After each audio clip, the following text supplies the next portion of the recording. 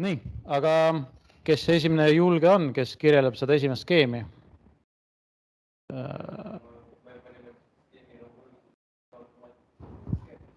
Ahah, ja milleks seda struktuurskeemi on vaja?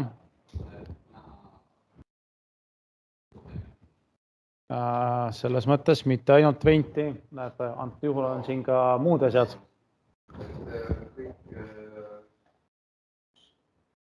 Kõik andureid ja...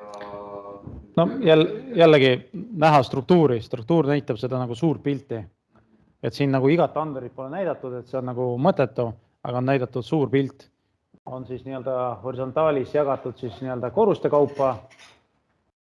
Siis on näidatud nii-öelda, kus on mingi konkreetne asi, näiteks mingi ruum 25 ja 29 ja kõik see muu asi. Ja siis on näidatud veel lisaks nii-öelda nende joontega, kuidas need asjad on omavahel ühendatud. Milleks me neid omavahel tahame ühendada? No kaabel see on nagu, sest me tahame ühendada, aga ühendame selleks, et kõik töötaks nagu ühe suure tükina. Üks suur süsteem.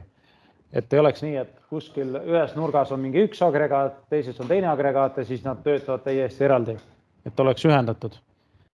Nii, ja mis te siit alt lugesite välja nendest värvidest ja numbritest?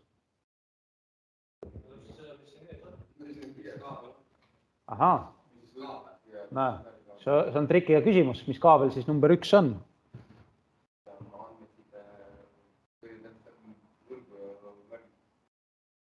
See on andmeside kaabel, mis on mõeldud kas nüüd selle protokolli jaoks, selle protokolli või selle jaoks. Ehk siis kaldkriips, et siis üks nendes, mitte kõik korraga. Nii, siis nüüd lõi küsimus, et oletame, et lähete tööle, näiteks see TC, mis on 2-5 ja see 44. Ja teile öeldakse, et tõmba siis nagu täna see kaabel läbi, tõmba see kaabel ära selle kahe punkti vahel. Mis on teie edasised sammud? Progress, aga mis kaabel siis sinna läheb? Okei, lähed lattu, seal on terve hunnik rulle, võtke sealt üks. Ma võtan, alguses vaatan, mis protokolli kaabel on eelmisega ühendatud. No, aga oletame, et see objekt asub antud juhul Sillamäel, siis see ei lähe just Sillamäele, et vaadata, et tule tagasi pärast.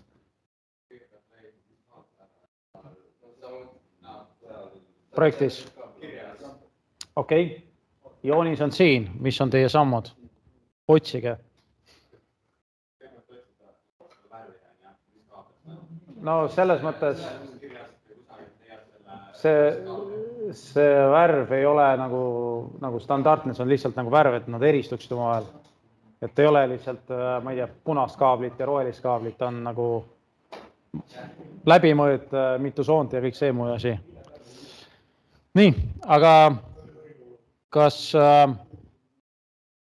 me saame oletada, et selle joonise peal ei ole seda kaabli tüüpi olemas?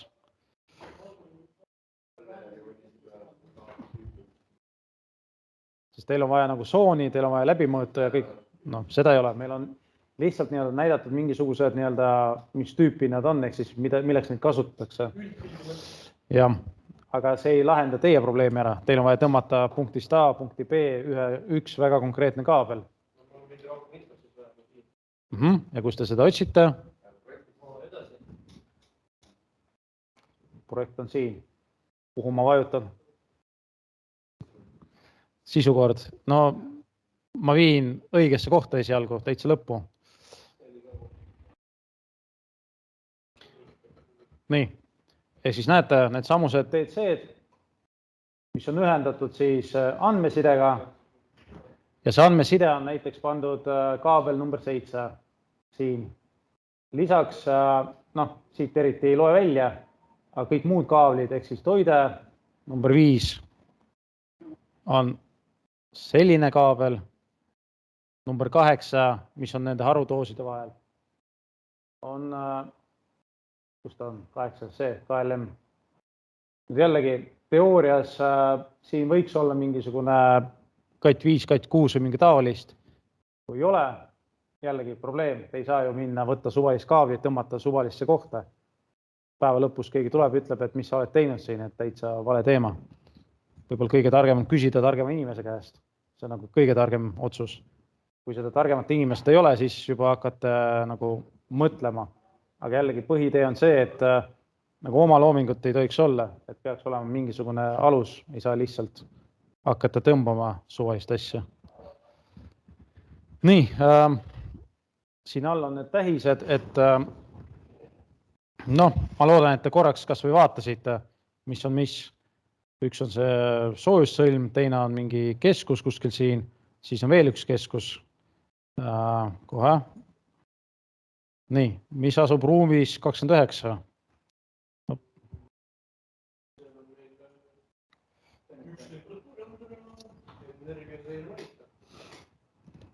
Mis see teine siin on? Selle pealt siis me näeme nii palju, kui see on kirjas, siis selle kirjas niimoodi, et see kuvatakse projekteeritud närvist, kõrvust jooksvad, mõõte andmete põhjal saadud, vaadatud eri kasulikud. Ma täitsa nõus, et siis mingisugune suurem telekas, mis näitab mingisugused ilusad pilti. Noh, mingi graafikuid asja ja järgmine oli küsimus, milleks? See on juba parem küsimus, jah. Ilmselgelt see oli mingi valveruum. No, täpsustame äkki. Kus ta on? Esimene korrus äkki? Ei. Kus ta asub? Ma mõtlen seda praegu.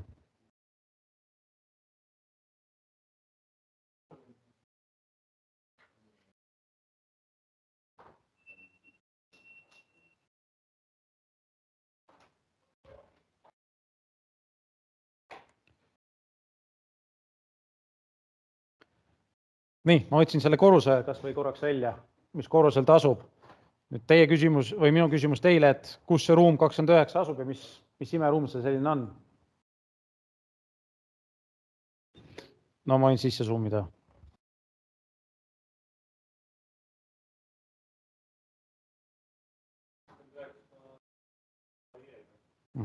Ehk siis see on foyer, siin on see monitor nii-öelda, siin on see andur.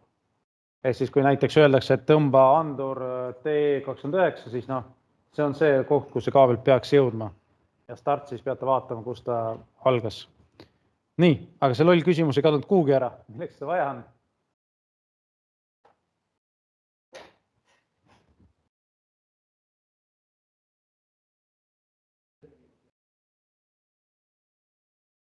Küsime siis teistmoodi, mis maja see selline on? Ehk siis Sillamäe vist isegi kutsekool äkki. Jah, kutsekool. Nii, ehk siis Sillamäe kool. Seal foyees sissepääsu juures on mingi suur telekas ja selle teleka peal kuvatakse jooksvalt siis mingid andmed ja mingid ilusad pildid. Aga milleks? Nagu see on praegu raha raiskamine. Riigi raha läks mingi teleka jaoks, kaabli jaoks, töö jaoks, graafika jaoks.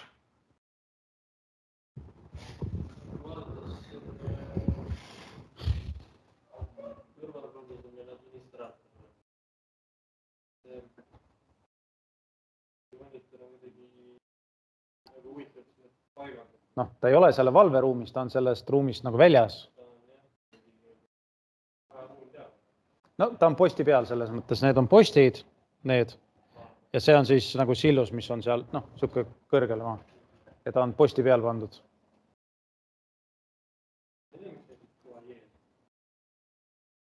Et jäi raha üle, et võiks midagi teleka osta panna. No selge see, et tal on niisugune mõte on taga, et ise ma ei pandud seda asja.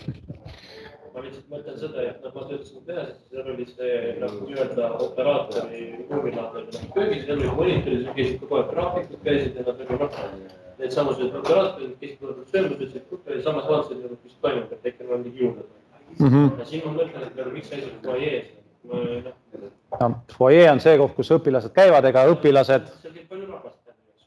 et õpilased ei peaks hoone temperatuuri muutma, et see telekas on lihtsalt nii-öelda info jaoks, ta ei ole nagu jah, noh, infotahvel pigem. Ehk siis, kui siin koridoris samamoodi seisab telekas, kus jookseb see maskireklaam kogu aeg, seal jookseb nagu sihuke reklaam, et energia täis selline, kasutasime nii palju energiat, tootsime nii palju, et lihtsalt nagu reklaami jaoks. Ju siis selline asi oli nagu sisse kirjutatud, aga otseselt see on tavaline telekas, kus jooksevad need graafikud. Sa ei saa sealt nagu muuta mitte midagi. Noh, ilu pärast, reklaami pärast. Nii. Kaablid. Jah, et siit võib-olla nii palju võiks meelde jätta, kus ta graafik on. Ma igaks juhuks küsin, mis asi see protokoll on? No üldse protokoll. Need kõik on protokollid. LON, Modbus, Pacnet, see on kõik protokollid. Aga mis asi on protokoll?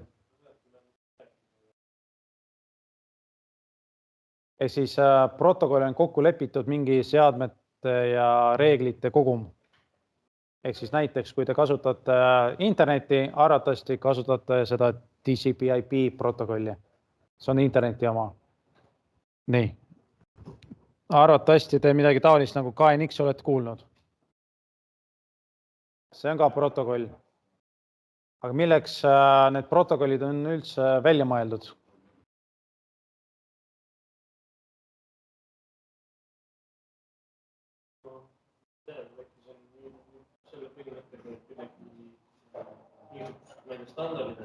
Jah, suund on väga õige. Ehk siis standardiseerida mingite seadmete ehitamisel nende seadmete andmeside vahetust. Nagu näete, siin on juba mingi 5 tükki, erinevad isegi 6 või 7. Ehk siis Embas on siis nii-öelda arvestite oma, Tali on siis valgustus, Pacnet, Lonworks on hooneautomaatika oma ja need on ka hooneautomaatika oma. Teoorias, kui on üks töövõtja, siis ta peaks valima ühe neist ja siis vastavalt nendele ostma kõik seadmed.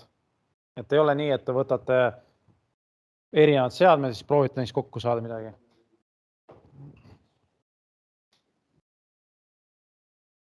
Nii, see. D või? Need on analoogsisendid, modulaarsisendid väljendid ja siis digitaalmodulaarsed. Igaks juhuks täpsustan, et siis seal peaks olema modulaarsed digitaalsisendid väljundid ja analoogsisendid väljundid. Modulaarsus tähendab, et kui te võtate selle kontrolleri, te saate sinna osta nagu mooduleid juurde, ehk siis laiendada tema funktsionaalsust. Sisend on see, mis läheb kontrollerisse sisse, antud juhul siis mingi nupuvajutus näiteks. Väljund on siis see väljund, mis läheb kontrollerist välja, ehk siis näiteks paneb mingi kontaktori või mingi relee tööle ja läbi selle siis mingisuguse bumba mootori.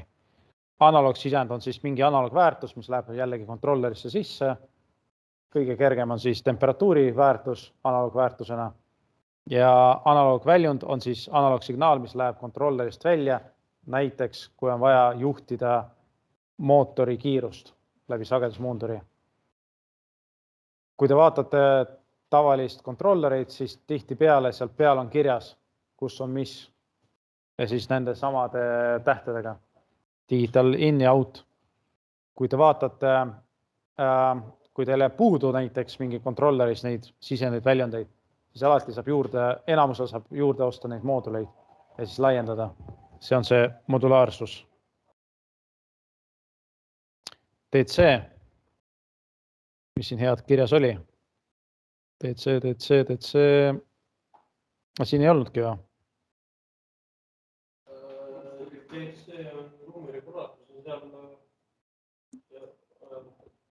Selle joonise peal ei olnud või? Okei, järgmise peal oli. Aga jällegi, loogika on selles, et kuskil ruumis seina peal on mingisugune regulaator, kas ta on sihuke vähe kallim, kus on vähem ilusam või tavaline keeratav asi, et inimene läheb sinna juurde, keerab endale soovitud temperatuuri, see info läbi andmeside, näete, läheb õigesse kontrollerisse ja sealt kontroller saadab signaali ja paneb mingi asja tööle, näiteks kütte või ventilatsiooni. siit võib-olla, mis võiks nagu tähele panna, on see, et need DC-d on pandud jadamisi kokku. Ehk siis, kui te kuskilt siin vahepeal näiteks lõikate kaabli läbi, siis see info ei jõua mitte kuskilt mitte kuhugi. See on nagu sihuke oht. Kas te seda KNX-i asja olete seal nagu läbi vaadanud, et kuidas seal on ühendatud kõik omavahel jadamisi? KNX-i laboris või laboritöös? Jah, ehk siis seal on sama põhimõte, et nad on ühendatud kõik jadamisi üksteise järgi põhimõtteliselt. Et ei ole iga lüliti juurde oma juhe. Siin on sama põhimõte. Nii. Järgmine. Kirjelda skeemi.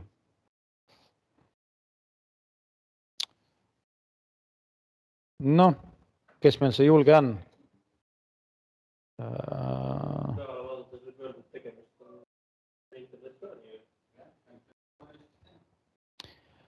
Ventilatsiooni agregaat oleks parem öelda. Ventilatsioonisüsteem hõlmab endast kõiki muid torusid ka, mida siin joonise peal praegu ei ole. See süsteem on nagu suur asi, see on siis pigem nagu agregaadi moodi asi. Ehk siis kuskil kas pööningul, katusel või kuskil tehnoruumis on agregaat, mis võtab õhust, väljast õhku, eelsoojendab ta siin soojusvahetist, siis kütab üles, ventilaatoriga lükkab tuppa või tubadesse, sealt siis tõmbab tagasi selle musta õhu, filtreerib ära, osa soojusest läheb uuesti kütmiseks ja läheb õue tagasi. Nii, aga esitame lolli küsimuse, miks siin ventilatsioon ei tööta? Siin ei tööta? Jah, siin ruumis. Siin majas. See ei lähe arvesse. Näed, torud on ju olemas. Aga jah, aga miks? Või aga kuidas ta hoiab kokku? Kui me vaatame nagu... Ei, aga kuidas ta nagu hoiab kokku? Et kui ta lülitab välja, okei, mootorid ei käi, kasuta natuke energiat, aga see ei ole sihuke ülisuur kokkuhoid. Kui võrreldes sellele, et me nagu tahame hingata kõik neist. No kui väljas on -30, ega sa ei tee akna lahti.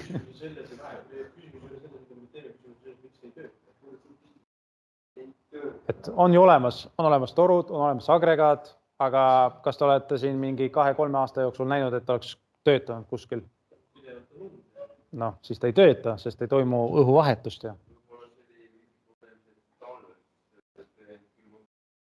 Nojah, aga praegu ei ole talv.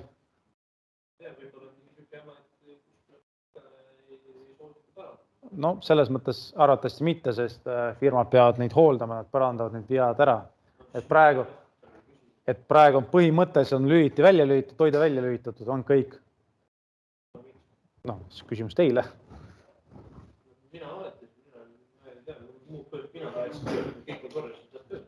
Jah, aga sõber siin ütles, et see raha on see põhine probleem.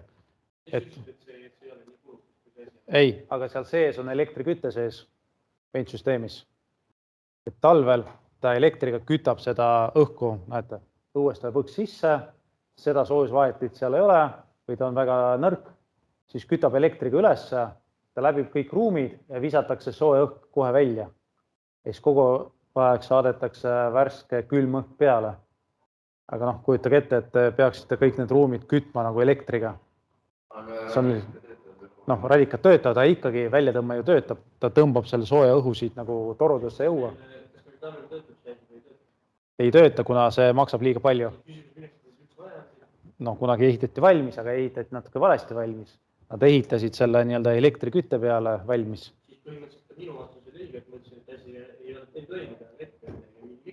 Ei, ta nagu füüsiliselt toimib, on vaja lihtsalt sisse lülitada.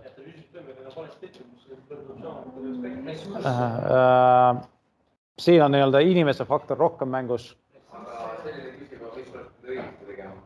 No kõige targem on see vana agregaat sealt välja visata, panna uus asemele, mis on vähe efektiivsem, aga jällegi see raha küsimus.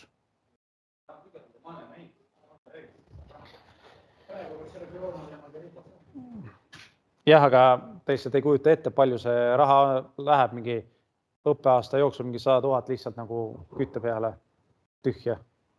Aken on odavam.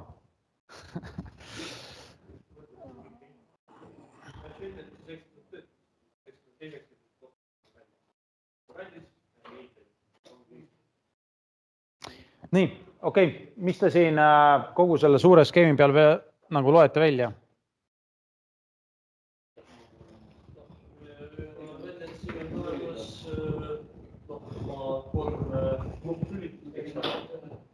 Näeme, et siin on filtreid, näeme, et siin on mootoreid. Jah, okei, alustame siis näiteks ülevalt alla. Et alguses te näete, et see kontroller on teiste kontrolleritega ühendatud andmesidega, näete, see on kirjas andmeside. See kasutab ühte nendest protokollidest. Siin ei ole kirjas, millist täpselt, aga küsimus selles, miks ei ole?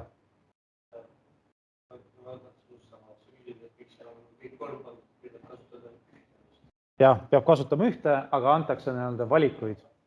Ehk siis see, kes nagu hakkab ehitama, valib ise sealt välja midagi. Jah. No nad põhimõtteliselt teevad sama asja, aga näiteks mingi firma saab odavamalt mingit teatud seadmeid või mingi teisi seadmeid.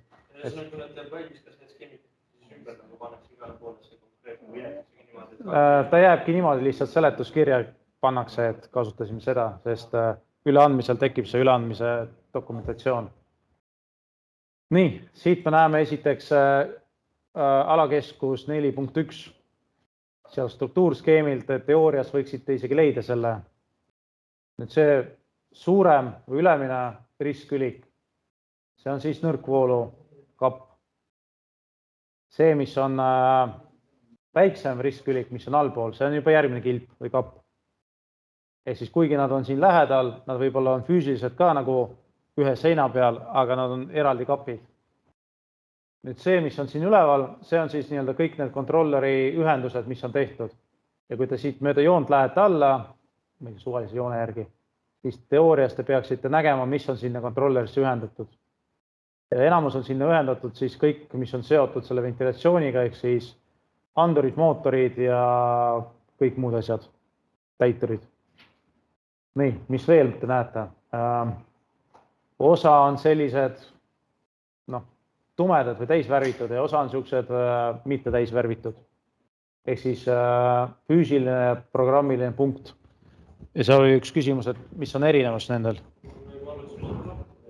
Füüsiline on põhimõtteliselt otse juhtul oli klemmi ja programmiline on see, et see on kontrolli programmi.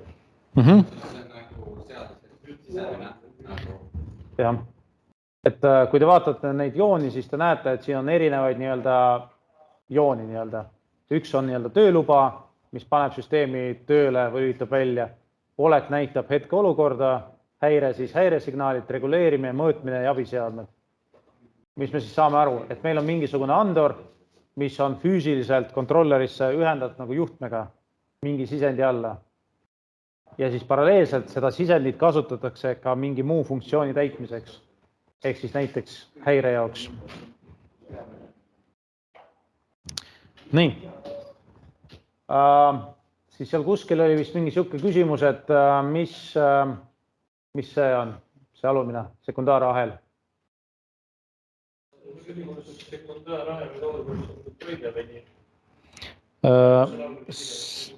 On olemas nagu primaarahel, ehk siis peamine ja sekundaar on siis nagu tagavara. Ja praegu on küsimus, et mida see sekundaarahel antud skeemil võiks nagu teha?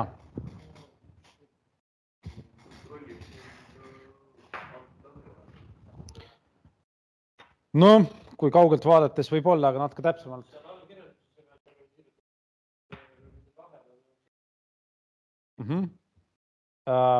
Kui te vaatate seda boksi siit siis ATS, ehk siis kuskil on olemas ATS keskus majas. Ja tema saadab siia signaali ja siis lülitab välja või sisse teatud antud juhul siis ventilaatoreid. Kas te mäletate, eelmine kord kunagi me rääkisime, et kui maja läheb põlema, siis ventilatsioon ei tohiks töötada. lülitab välja, jah. Kui on niisugune vähe odavam variant, siis ta lülitab välja, aga sisse lülitamine toimub nii-öelda käsitsi, kui on vähe odavam variant. Jah, noh, jällegi koht, kus saab kokku hoida, sest tulekahju tavaliselt ei toimu iga päev, et ei ole vaja iga päev sisse lülitada. Nii, mis te siin veel näete? Kas see kütmise osa on nagu suund on selge? Kuidas me kütame seda õhku?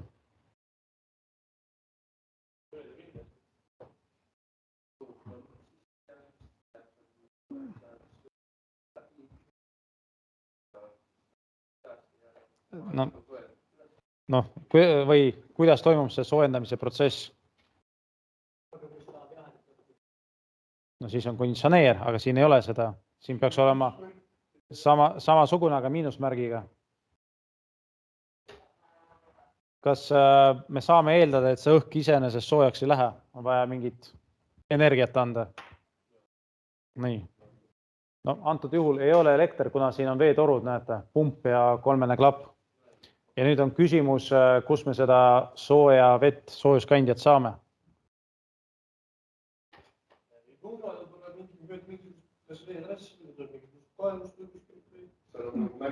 See on, te oletate, aga kui te vaatate siit alt nii-öelda soojussõlme, siis saate eeldada, et see on mingisuguse keskküttega tehtud. Ehk siis soojussõlmes on eraldi otsad viidud sinna ventiagregaadi juurde ja soojus võetakse keskkütte nii-öelda trassist. No mugavuse pärast isegi, sest keskküte on nagu kõige odavam nagu kõikidest nendest, mis meil siin valikus on. Jah, aga keskküte, no jah, kui teil on kogemata gaasitrass kuskil olemas lähedal ja teil on isiklik gaas, siis võib olla, aga noh, meil ei ole seda. Nii, siin all on veel mingi paar graafikut, kuidas see süsteem töötab, aga sinna me jõuame mingi järgmine kord. Kus te oled siin? Teoorias me võtsime, no mitte ees, vaid nagu üle ühe nii-öelda läbi kõik need asjad. Andmeside jällegi, kui te hakkate nägema neid nimetusi, siis on arusaadav, et on mingi andmeside. Nii, ja kolmas küsimus.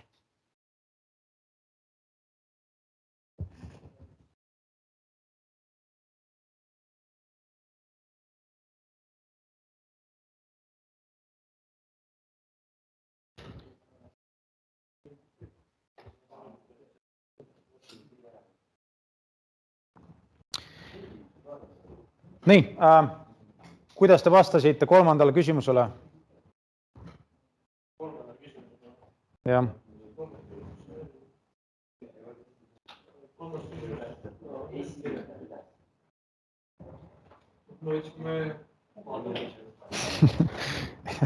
Kas te lugesite kas või läbi ühe korra?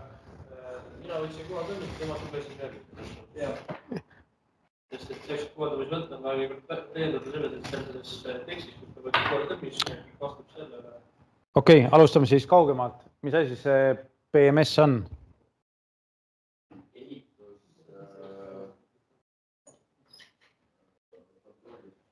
Ehitus võib olla mitte ehitus, vaid hoone. Ehk siis hoone juhtimise süsteem. Kui nagu tõlkida natuke paremaks, siis hoone tehnosüsteemide juhtimise süsteem. Ehk siis operatsioonisüsteem, mille all, ehk siis hoone automaatikasüsteem, kui veel paremaks tõlkida. Ehk siis nii-öelda operatsioonisüsteem, kuhu jooksevad kokku kõik andmed ja siis saate ilusasti näha ilusat pilti. Nii, ja siin on põhimõtteliselt lahti kirjutatud kõik need keskused ja kõik muud asjad, sisendid, väljundid samamoodi ja muud asjad. Nagu loll küsimus, milleks seda seletuskirja on vaja?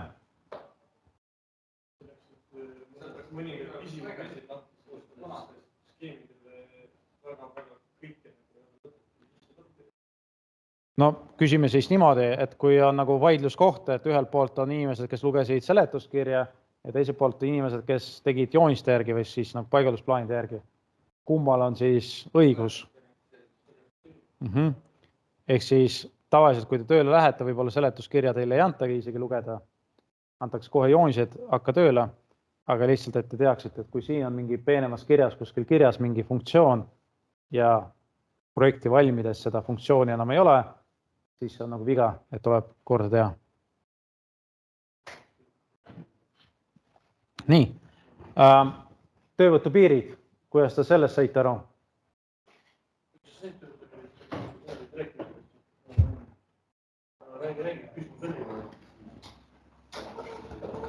See selgitab,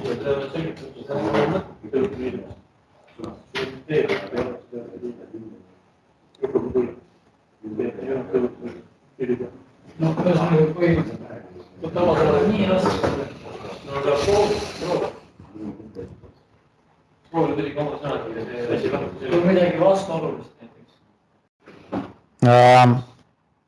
No pigem mitte, töövõtupiir on siis nii-öelda see, Antakse ette, mis sa tegema pead. jah, see piir, kus sa pead tööd tegema, siis kui te kujutate ette suurt objekti, seal on nagu mitu firmat ja mitu projekti ja siis kuskil peab olema see piir, ei ole nii, et ma ei tea, mingi asjad kattuvad.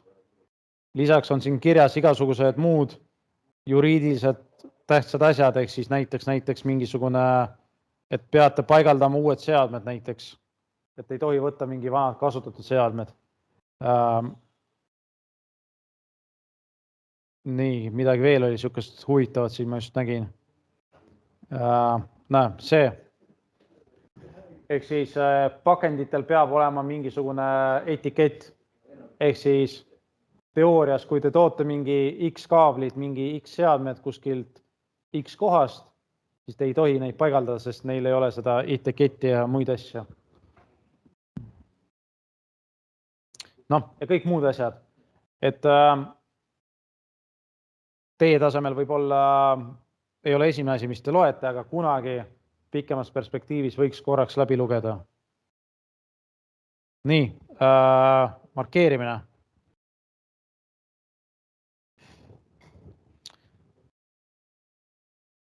Nii, sõbrad, markeerimine. Mis te sellest või kuidas te sellest saite aru?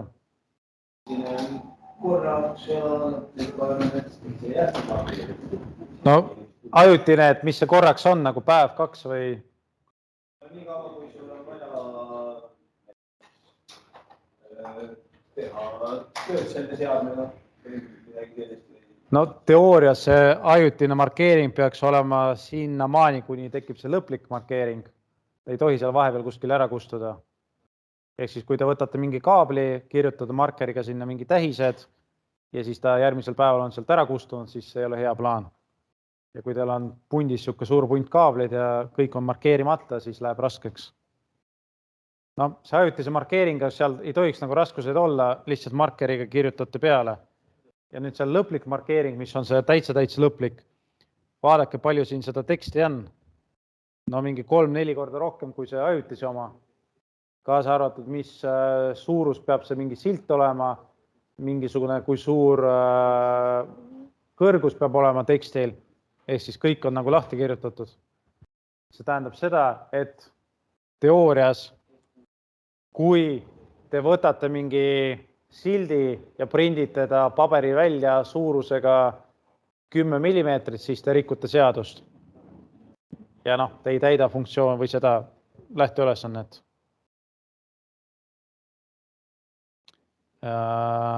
Kilbid.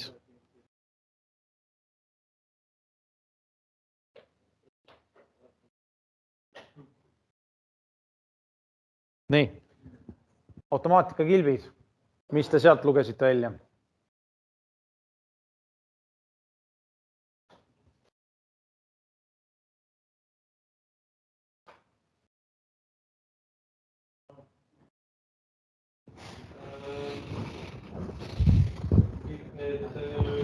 Need ja moodulid on projekteeritud kõik on vastavasse alakeskuses.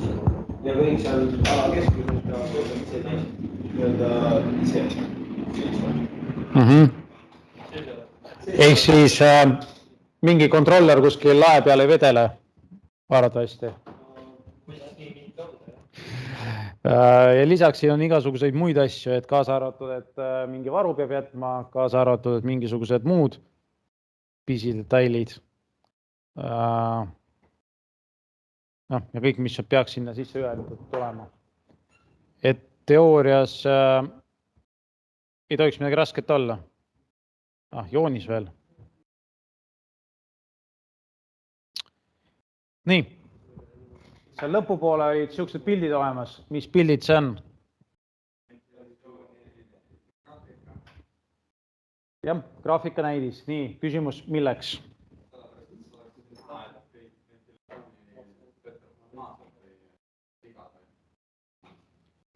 Jah, et visuaalselt oleks näha, et kõik on korras. Et kui siin mingisugune temperatuur või mingi rõhk läheb nii-öelda punasesse piiri, siis on kaugelt kohe näha. Ja lisaks on siin ka nii-öelda graafikud olemas ja kõik muud parameetrid. Ma ei tea, kas te kunagi uudistest olete näinud mingi Eesti Energia suhted suured ruumid, kus operaator istub ja tal on mingi 10 000 monitori ees ja seal on pluss-miinus suhted pildid ees. Ehk siis ta pidevalt jälgib ja kui midagi juhtub, siis hakkab tegutsema.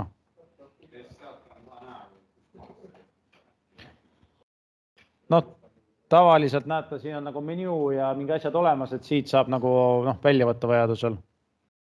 Ja see on jällegi siuke graafika mõttes.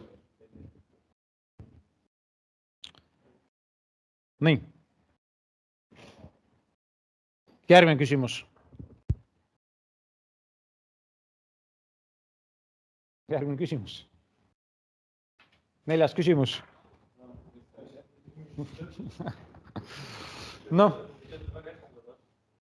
Mitte midagi head.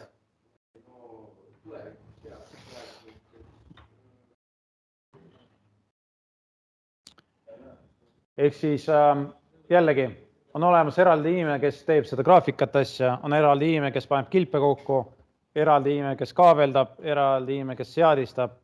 Et kui on mingi suurem objekt, siis ei ole üks inimene, kes teeb kõike, et mingi oma teatud etappi.